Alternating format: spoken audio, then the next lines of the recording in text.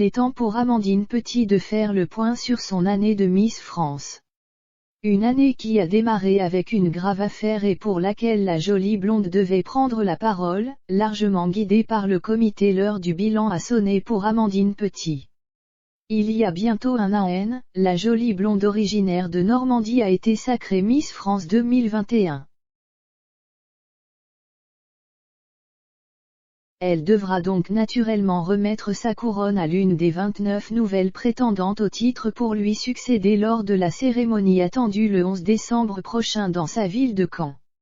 En attendant, Amandine Petit est invitée à faire la tournée des médias pour faire le point sur les plus beaux souvenirs de son année de reine de beauté mais aussi sur les moins bons. L'occasion de se rappeler que son règne a justement commencé avec une polémique.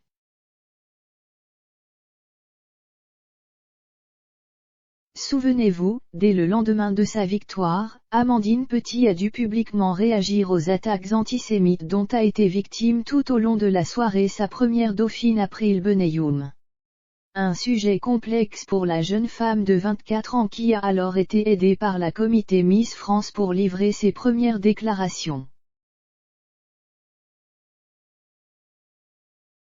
Je m'en souviendrai longtemps, ma première interview télévisée, en direct sur BFM TV. Le comité me prévient qu'une polémique a éclaté autour de tweets antisémites adressés à April Benayoum et que je vais devoir y répondre.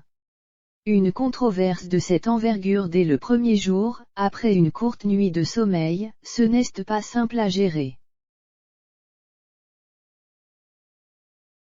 En un an, le comité ne m'a jamais donné de texte à réciter, mais cette fois-là, on m'a transmis des éléments de langage, car, soyons honnêtes, j'étais un oiseau tombé du ciel, a avoué Amandine Petit lors d'une interview pour Télé Loisirs parue ce lundi 29 novembre 2021. April Benayoum avait elle aussi été amenée à prendre la parole à plusieurs reprises.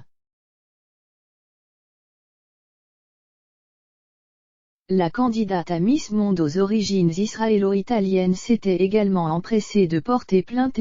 Après enquête, ce sont 8 internautes qui avaient été interpellés par les forces de l'ordre, âgés entre 20 et 58 ans. Finalement, à l'issue du procès qui a eu lieu le 22 septembre dernier, 7 personnes ont finalement été condamnées à payer des amendes de 300 à 800 €.